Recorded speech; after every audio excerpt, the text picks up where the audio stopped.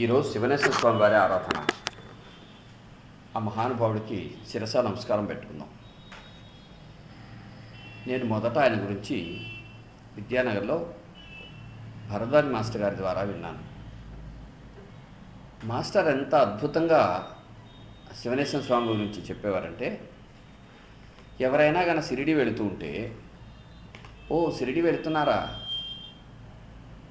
అయితే మీకు అక్కడ భాష గురించి దేని గురించి ఇబ్బంది లేదు.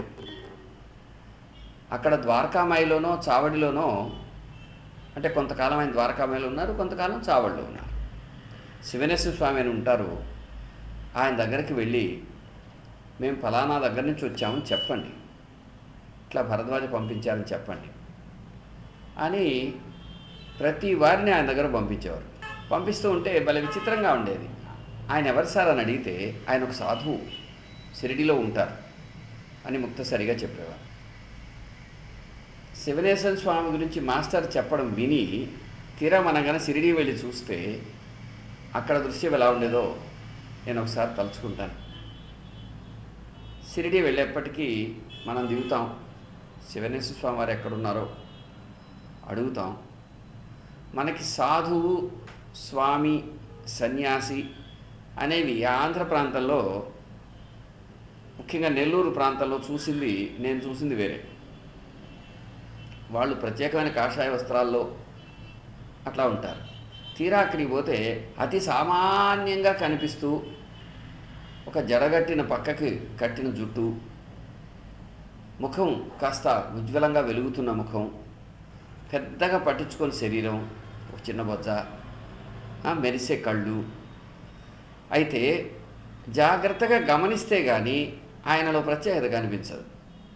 నడుంకో గుడ్డ కట్టుకుని ఉంటాడు, పైన ఒక టవలో లేకపోతే ఒక దుప్పట వేసుకుని ఉంటాడు, నడుస్తుంటాడు, వేగంగా నడుస్తాడు. ఆయన నడిచాడంటే పక్క నుండి ఆవిడ పరిగెత్తడమే. బాబావారు అర్జెంటుగా ఈ పని చేసుకున్నారా బాబు అంటే పోయినట్టు పరిగెత్తేవారు. ఆయన నడక లేదు, ఆయన అంతా గట్టిగా వేగవేగంగా నడవటమే, పరిగెత్తడమే. కాలాన్ని వ్యర్థం చేయకూడదు అనుకునేవారేమో.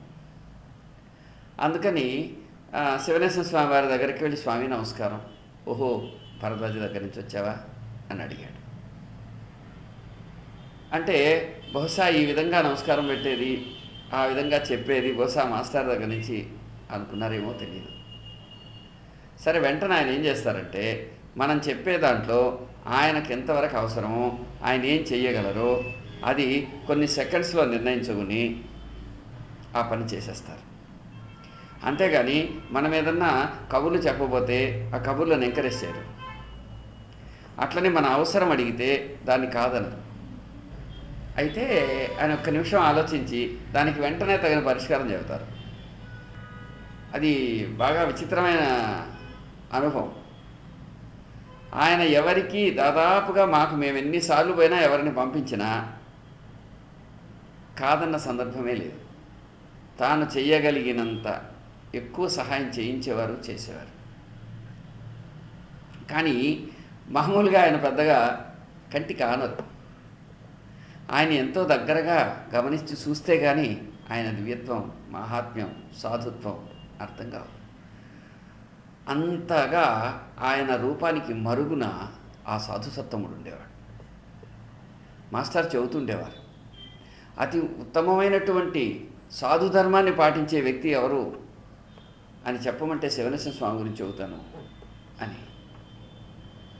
అందుకని శివనేశ్వర స్వామి వారు ఏం చేస్తారు, ఆయన ద్వారకామాయిలో ఉన్నప్పుడు 3 గంటలకు భక్తులు గంట కొట్టి నిద్రలేపడం నుంచి రాత్రి హారతి పూర్తయిన తర్వాత అన్నీ సర్దిపెట్టి పడుకొని విశ్రమించుకునేంత వరకు సెకండ్ తీరుకుండదు. మధ్యాహ్నం ఏదైనా కొద్దిగా విశ్రాంతి తీసుకునేవారేమో. ఆయన వస్తువులంతా కలిస్తే ఒక రేకు డబ్బా పెట్టే,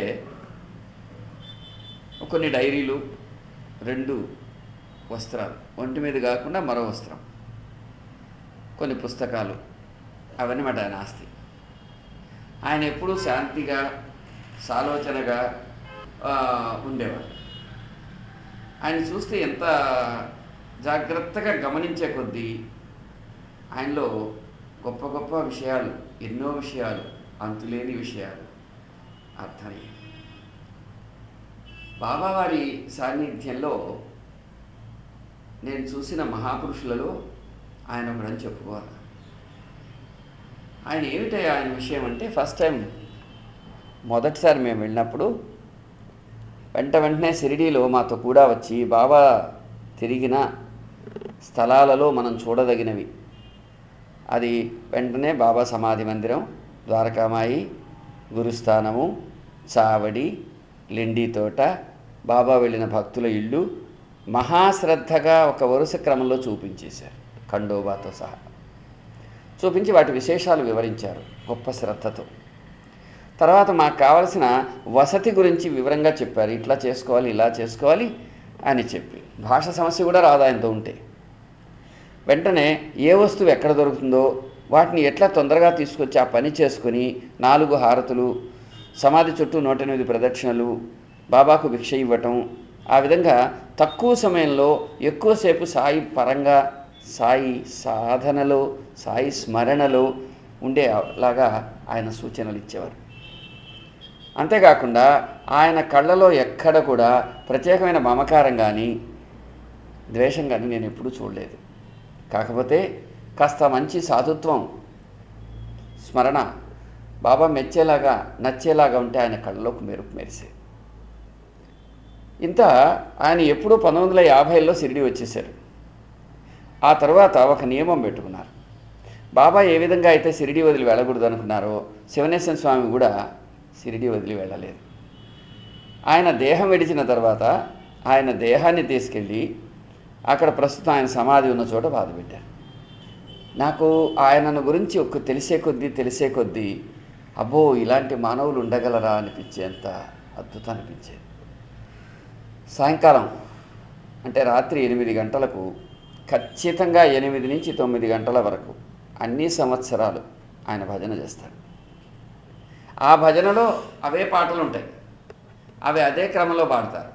అది వర్షం వచ్చినా పాడతారు, గాలి వచ్చినా పాడతారు, విపరీతమైన చలితో వణికిపోతూ పాడతారు, కిక్కిరిసిన జనం ఉన్నా పాడతారు, జనం తక్కువగా ఉన్నా పాడతారు, ఎవరు వచ్చినా ఎవరు రాకపోయినా పిలవడం తరవటం ఉండదు. ఒక చిన్న వాయిద్యాలు ఉంటాయి, వాటితో ఇన్వాల్వ్ అయిపోయి పాడతారు. అది చూసేవాళ్ళకు కూడా మనకి చేయి కలిపి పాడాలనిపించేది. ఆ పాటలు అప్పట్లో నాకు కొన్ని వచ్చి కూడా ఉండేవి. అవి ఎక్కడ విన్నా శివనేశ్వర స్వామిని జ్ఞాపకం చేస్తాయి.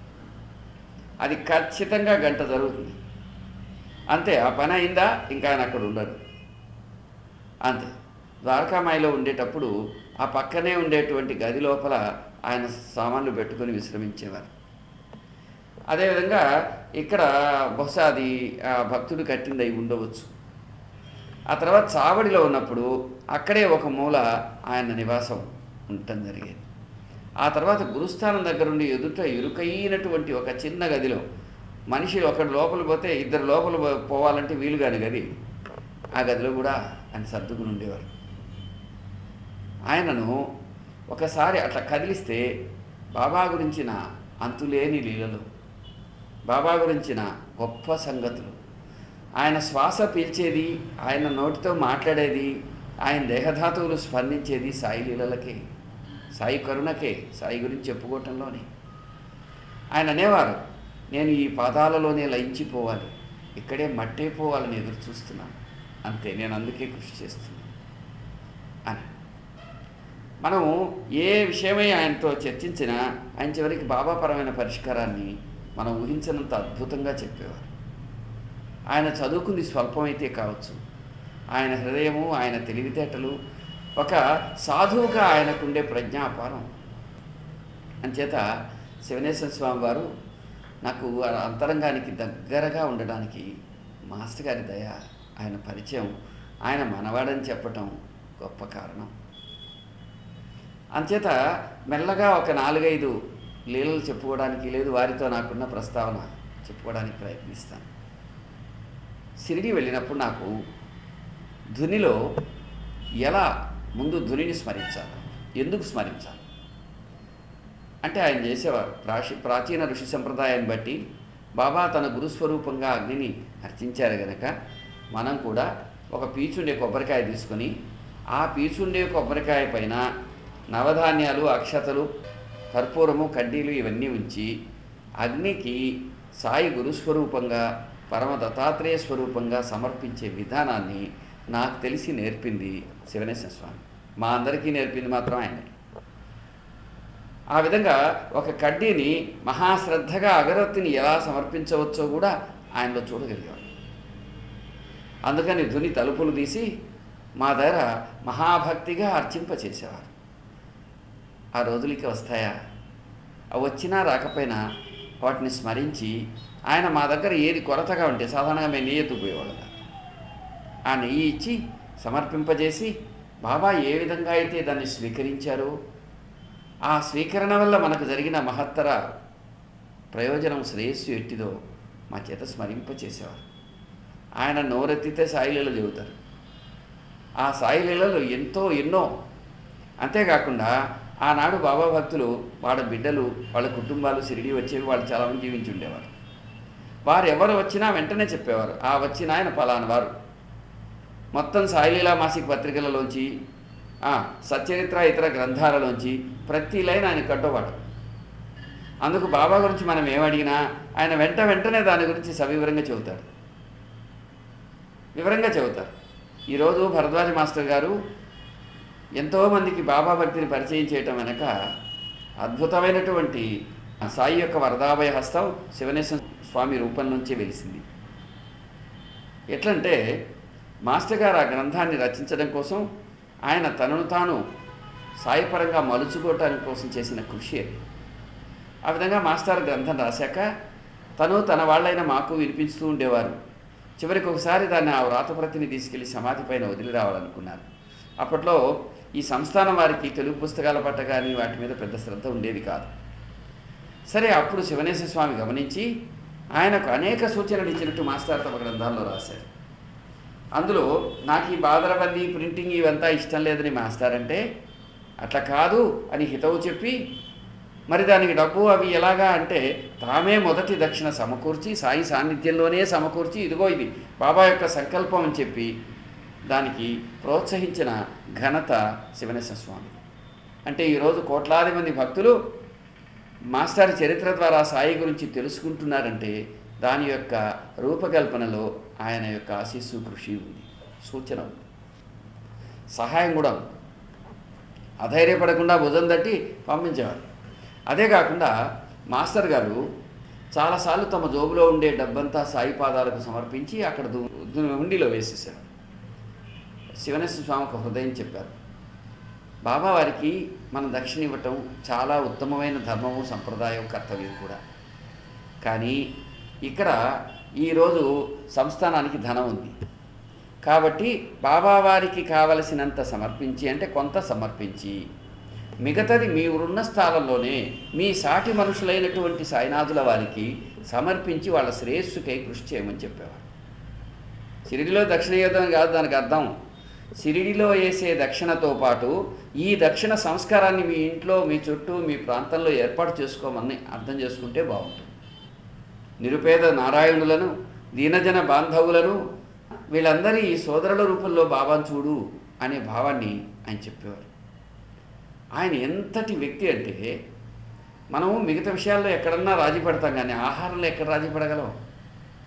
అప్పట్లో కొందరు ఉండేవారు, అక్కడ పేరు చెప్పడం సభ్యత కాదేమో, ఒక సాధువు ఒక ఆయన ఎర్రగుడ్లు కట్టుకొని ఎప్పుడు అట్లా ఉండేవాడు, కామిగా ఉండేవాడు. సంస్థానం వాళ్ళు మీరు వెళ్ళిపోమన్నారు. అప్పుడు శివనేశ్వర స్వామి పాదాలు పట్టుకుంటే ఆయన ఒక మాట చెప్పారు, పర్వాలేదు వాళ్ళు ఏం చేస్తారు, మీరు షిరిడీలో ఉండొద్దనరుగా, మీకు వాళ్ళు భోజనం పెట్టమంటారు అంతే కదా, కాబట్టి ఎక్కడైనా ఇక్కడే తలదాచుకోండి, నేను మీకు ఒక పూట భోజనం, నాకు 2 టికెట్లు ఇస్తారు అని చెప్పి శివనేశ్వర స్వామికి 2 టికెట్లు ఇచ్చేవారు. ఆ టికెట్స్లో ఒక టికెట్ 14 సంవత్సరాలు ఒక వ్యక్తికి ఇచ్చి ఆ 2వ పూట వస్తున్నారు. ఆయన ఏం తిన్నారో ఏం తినలేదో తెలియదు. అంటే తన ఆహారాన్ని కూడా సాటి జీవికి సాయి స్వరూపంగా చూసి ఇవ్వడం అనేది ఆయనకే సాధ్యం. కానీ ఆ సాధువు మాత్రం సాధువులాగా ప్రవర్తించలేదు. ఆయనను పెట్టరాని కష్టాలన్నీ పెట్టడానికి ప్రయత్నించారు, కానీ ఆయన మాత్రం చెదరలేదు. శివనేశ్వర స్వామి వారు మాత్రం దానిని ఏమాత్రం దానికి స్పందించలేదు. మాకేం చెప్పారంటే, అవునవును అతని సంస్కారం బట్టి అతను పనిచేశాడు, మనం సాధు పద్ధతిని బట్టి మనం ఉందాం, అంతేగాని అతని గురించి కూడా అనుకోవద్దన్నారు. ఆ కష్టం ఇంకెవరైనా పెడితే వాళ్ళు మర్చిపోలేరు. ఆ విధంగా 14 ఏళ్ళు చేశారు. ఈరోజు ప్రఖ్యాతంగా చాలామంది మాస్టర్ ద్వారాను ఇతర ప్రపంచంలో పేరుండే చాలామంది శివనేశ్వర స్వామి ద్వారా ప్రయోజనం పొందినవారే. అందులో ఇప్పుడు మనం వినే గురుదత్త దిగంబర పాడిన కులకర్ణి లాంటి వాళ్ళు, ముఖ్యంగా అక్కడ నిజామాబాద్ నిర్మల్ దగ్గర చాలా సంవత్సరాలు ఏకాంతవాసం చేసి తపస్సు చేసిన అయోధ్య, వీళ్ళంతా షిరిడీలో శివనేశ్వర ఆశ్రితులు. శివనేశ్వర స్వామి వారే వాళ్ళని రూపుదిద్దినవారు, వాళ్ళకి కావాల్సింది సమకూర్చినవారు, వారికి హితవు సాయి భక్తి చెప్పినవారు. అంచేత అక్కడి నుంచి షిరిడీలో ప్రతినిత్యము 40 ఏళ్ల పాటు ఉదయం నిద్ర లేచింది మొదలు నిద్రపోయేంత వరకు నిత్య విధిని ఏర్పాటు చేసుకుని, అది వర్షం వచ్చినా, ఏమైనా అనారోగ్యం వచ్చినా, ఏ పరిస్థితులు వచ్చినా, ఎన్ని ఇబ్బందులు ఎదురైనా అక్కడి నుంచి చెదరకుండా చేసిన ఘనుడు మాత్రం స్వామివారి. అందులో అనుమానమే లేదు. నిందాస్తుతులను, మానవమానాలను, శీతోష్ణ సుఖదుఖాదులను పట్టించుకోకుండా సాధువు ఉండగలడు అనడానికి అది మంచి ఉదాహరణ. ఆయన మేమందరం మాస్టర్ బిడ్డలుగా ఆయన మమ్మల్ని చూడగానే మాస్టర్ని జ్ఞాపకం చేసుకునేవారు. మాస్టర్ గారు ఎప్పుడైనా ఆయన దగ్గరికి వెళ్ళగానే మమ్మల్ని అందరినీ పేరు పేరున అడిగేవారట. ఆ తర్వాత మేము మా ఊళ్ళ నుంచి సత్సంగాలు చేస్తూ ఎవరిని పంపించినా తమ గుండెలో చేర్చుకున్నంత ఆత్మీయంగా చూసేవారు. నేను అన్న ఈ మాటను మీరు పొరపాటు పడతారేమో. ఆయన అంటే ఏమిటంటే, ఆయన రాగానే చుట్టంలాగా ఆదరించేసి అట్లా ఉంటారని అనుకుంటే అది పొరపాటు. ఆయన సాధువులాగే ఉండేవాడు. ఒకసారి సోడూరు బడి నుంచి కుర్రవాడు వెళ్ళాడు. అతడు కొంచెం ఏదైనా అనుమానించి నమ్ముతాడు. కానీ అతడు ఎంత షిరిడీ వెళ్ళి ఒక నెల రోజులు సుమారుగా ఎంతకాలం వీలైతే అంతకాలం ఉండి ఆ తర్వాత రావాలా, పారాయణ స్మరణ చేసుకోవాలని ఏదో అనుకుంటూ వెంటనే సంచి బస్సులో పెట్టి అట్లా బయట పోయి ఒక సిగరెట్ వెలిగించుకొని తిరిగి వచ్చేప్పటికి బస్సు లేదు. ఇతను నానా కష్టాలు పడి అవతల బస్ స్టాండ్కి వెళ్ళేటప్పటికి బస్సు ఉంది, బ్యాగ్ ఉంది, కానీ దాంట్లో డబ్బు లేదు. ఫ్రెష్గా షిరిడీలో దిగేసాడు చేతిలో పైసా లేకుండా. అప్పుడు అతను మన సత్సంగంలో విన్న మాటలు జ్ఞాపకం వచ్చి, ఇక్కడ శివనేశ్వర స్వామి అని ఉంటారు కదా అని ఆయన దగ్గరకు పోయి, సార్ స్వామి నేను సోడూరుపేటలో భాస్కర్ రెడ్డి గారి సత్సంగం నుంచి వచ్చాను అని చెప్పబోయాను. చెప్పబోతే ఆయన విన్నట్టు లేచి వెంటనే అయితే నీకేం కావాలి అన్నాడు. ఇతను గోడెలో పోసి ఉంటాడు. ఏమిటి, నా సంచి పోయింది, సంచి ఉంది, డబ్బులు పోయాయి, ఏదో కష్టపడ్డాను. ఓహో అంతేనా, అయితే సంచి అక్కడ పెట్టుకో, వెంటనే అన్నం తినేసిరా. సరే అన్నం తిన్నాడు, వచ్చాడు. నీ దగ్గర బాబా చరిత్ర ఉందా? బాబా చరిత్ర ఉంది. లేదా ఇక్కడిక్కడ కూర్చుని పారాయణ చేసుకో, ఈ పనులు చేసుకో, నీకు ఎదుగో పలానా దగ్గర పడుకో, పలానా దగ్గర ఇదో గుడ్డలు పెట్టుకో, ఇలా చెయ్యి అని చెప్పేసి ఇక్కడిక్కడ తిరుగు రోజంతా ఇలా ఉండని వెళ్ళిపోయాడు. ఈ అబ్బాయి ప్రతిసారి ఏదో కబులు చదువుదామని చూస్తే ఆయన వినేవారు కాదు. చివరికి ఇతనికి ఒక బలమైన అనుమానం వచ్చింది. ఇది ఎట్లాంటిదంటే ఏదో పెద్ద అమెరికా అధ్యక్షుడు నాకు తెలుసు, కానీ నేను ఆయనకి తెలియదు అన్నట్టు. లేకపోతే ఆ గొప్ప సాధువు షిరిడీలో ఉండేవారు శివనేశన్ గారు, నాకు తెలిసిన నేను గొప్పలు చెప్పుకున్నాను అనుకున్నాడు. ఒకవేళ చెప్పుకుంటే మాత్రం తప్పేంది, ఉన్నది నిజం చెప్పుకున్నాం అనుకో. అతను అలా అనుకోలేక నేనేదో అహంకారంతో ప్రవర్తించినట్టు ఏదో అనుకుని అతని మనసు వికలమైనట్టుంది. అందుకని 24 గంటలు స్వామి ఏమో అసలు తెలిసినట్టే అనుకోలేదు. బహుశా స్వామికి ఈయన తెలియకుండానే అక్కడ సత్సంగంలో గురించి చెప్పుకుంటున్నాడు అనుకున్నాడు. అంటే ఏమిటంటే ఆయన చూపులో కానీ, ఆయన మాటలో కానీ, ఆయన ప్రవర్తనలో కానీ నా పేరు చెప్పగానే ఆయన ఏమీ స్పందించినట్టుగా అనిపించలే. ఇతను ఉడికిపోయాడు. ఎంత ద్రోహం, ఎంత మోసం, సోడూరుపేటలో సత్సంగం పెట్టుకొని కూర్చొని ఇవన్నీ చేస్తున్నాడు అనుకున్నాడు. కొద్ది రోజులు అయిన తర్వాత దాదాపుకి 20 రోజులు పాపం అతను ఎంతో శ్రద్ధగా ఉన్నాడు. బాబా ఎంత అనుగ్రహించకపోతే అన్ని రోజులు ఒక మనిషి అక్కడ ఉండగలడు. కానీ ఇతనికి మనసు బాగా తొలిచేస్తుంది. సరే ఒక 20 చిల రోజులు, నెలకు కొంచెం రోజులు తక్కువ అనుకుంటా. సరే చివరికి మొత్తం మీద ఉండి ఇంకెట్లయినా ఈరోజు సరే ఆయనకి ఏం తెలీదు, ఊరికే గొప్పలు చెప్పుకున్నాడు అనుకున్నాడు. బాగా పొద్దుపోయిన తర్వాత ఒకరోజు ఆయన్ని అడుగుదాం అనుకున్నాడు, ఊరెళ్దామని. ఎట్లా వెళ్ళాలి, డబ్బులు లేవుగా, సిగరెట్ తాగడానికి వీళ్ళే. రోజు అన్నం పెడతాడు, ఉదయం సాయంత్రం భోజనం ఇస్తాడు, టిఫిన్ పెడతాడు, ఎక్కడైనా ఉండడానికి స్థలం చూపిస్తాడు, సాధన చేసుకునే మార్గం చెబుతాడు. అంతే తప్పిస్తే ఇంకేం మాట్లాడు. ఆడపోయి కూర్చుంటే సరే అంటాడు. ఆయనకేం కాళ్ళకు మొక్కించి కూడా ఏం చేయడు. సరే అతను ఏం చేశాడంటే ఇంకొక రోజు వెళదామని ఒక మూల సంశయంగా నిలబెట్టాడు. ఆయన భలే గమనించి ఉంటారు. వెంటనే వచ్చి ఏం బాబు ఊరెళ్తావా, ఊరెళ్తావా అన్నారు. అంటే తలకాయ ఊపాడు. వెంటనే అక్కడ టూరిస్ట్ బస్సు వాళ్ళు, తెలుగు వాళ్ళు వచ్చుంటే, ఏమయ్యా మీరు తిరుపతి పోతారా, పోతూ ఈ అబ్బాయి ఊరు ఎక్కడ దగ్గరలో ఉంటుందో అక్కడ దించేసి వదలండి, నా కోసం పని చేయండి అని అడిగాడు. వాళ్ళు సరే అన్న. వాళ్ళు రేపు పోతాం మేము అన్నారు. అప్పుడు ఏం చేశానంటే ఆ రాత్రి ఇతను ఆ లెండి తోట దగ్గర కూర్చొని చూడు చూడు ఎంత అన్యాయమో అని నా గురించి చెప్పుకుంటున్నాడు, మనసులో అనుకుంటున్నాడు.